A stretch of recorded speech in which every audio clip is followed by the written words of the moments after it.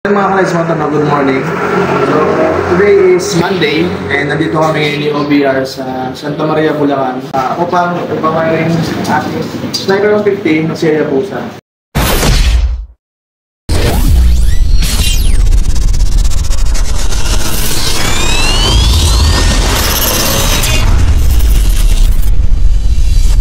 Dito ay Motofloat located at Santa Maria, Bulacan. Yan, so ipapawiring natin kay Motofloat. So may mga ka-rides mo to, update namin kayo pagtapos ni Hayabusa or habang winawiring siya ni Motofloat. So yan mga ka-rides mo to, alas 6 pa lang and inagahan talaga namin ni OBR para first come first serve kaya Sir Motofloat. Yan, so tamang kape lang habang nag-aantay. Shoutout sa'yo. Happy birthday! So, mga ka-rides mo, dito ko siya dinate sa motor shop. Hindi ako mabayad. So, ito yung gamit namin. Helmet. Yan. Yan. Ito yung gamit ng helmet. Pogi. So, nainip na ako magantay mga ka-rides mo to, kaya ginawa ko. Nag-exercise muna ako nag-exercise hanggang sa maunat-unat ang aking mga buto-buto. Right. A few moments later. So, sa mga ka-rides mo to. So, nag-open na si Motofloat. And ito na yung ating Sniper 150 na si Hayabusa. Pinasok natin sa loob. And ready na nila boss yung i-install kay Hayabusa. So, ito si Sir. At pangalan niyo, Sir? Arnold po. Si Sir Arnold po yung isa sa mga nagbibigay ng dapat ilagay kay Sniper 150. And ito naman si OBR. Kasama natin. And kaya pa siya nag-aantay, inaantok na. Nagpalamig na dun sa sa O-Save. Kaya shoutout kay boss na Motofloat na gagawin niya lahat para mapaganda ang ating mga Sniper 150. Sa mga gusto pang magpa-install ng mga two-way alarm or GPS tracker, horn lights, electrical service or motorcycle, available dito yan kay Motofloat located at Santa Maria, Bulacan. So mga ka-rides mo to, update ko kayo para sa mga susunod na mangyayari dito kay Hayabusa. So, gagawa ng Sniper 150 natin is si Boss. Pangalan mo Boss? Arnold at saka si Boss Alfred. Yan, sila yung gagawa natin Sniper 150 para sa rewiring. So, update ko kayo mamaya mga ka-rides mo to kung ano yung pwedeng mangyari at ano ang mga bumabago sa ating unit. Ilang. So, yung mga ka-rides mo to, update tayo.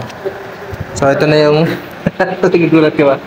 Ito na yung ginagawa nilang wiring sa Ganda ng wiring. So, napakalinis. Yan. So, yan, update ko lang mga ka-rides mo. So, ito na yung halos kalahati ng ginagawa sa ating Sniper 150. May nakabit ni Boss. Meron na tayong tatlong hollow switch. Yan. And then, ang tawag dito Boss sa naka-harness na to? Shrinkable tube. So, meron siya nilagay na shrinkable tube. Yan, kinaganda ito mga ka-rides mo to is ano siya, waterproof, hindi siya water resistant, waterproof. Yan. Then si Boss ang nagkakabit sa atin, si Boss Pangatlo na yan. pato na.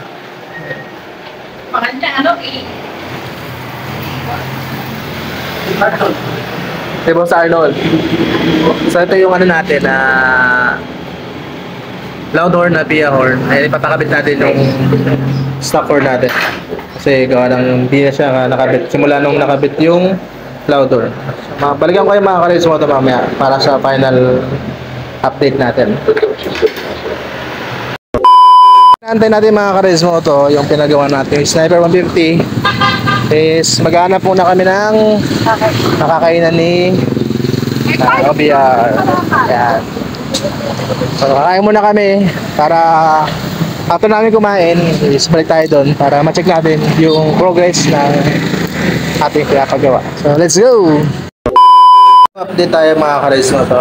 Yung ipapakabit pa na natin MDL sa ating Sniper 150 is yung brand ni Ano yan sir? Anong brand sir? Senlo. Ni Senlo X1. Ito yung bagong labas. No? So, yan. Nakikita niya mga Senlo X1. Yung dati nating mini driving light is tapon na natin yan. Pero magagamit pa naman siya. All goods pa naman yan. Pero tatabi na lang natin siya. So, install tayo ng panibagong mini driving light na si X1 Senlo. Mga ka-rides mo to, small update lang tayo para kay Sniper 150 or Hayabusa na pina-install natin yung mga lights material kay Motofloat. Shoutout kay Boss Motofloat din sa kanyang mga electrician ng motor. So napakaganda, napakaangas. So all wiring naman is good, sobrang solid. Makikita nyo naman sa video natin. And then yung mga halo switch nila is talagang upgraded. Kitang-kita nyo mga ka-rides mo to. So may mga on switch na yung ating underglow light and loud horn and park light. Yo. So maraming salamat din. O nga pala yung naka-install sa ating mini driving light is yung Senlo X1 na bagong labas ni Senlo. So ilang mga kalis mo to and maraming salamat. Peace out.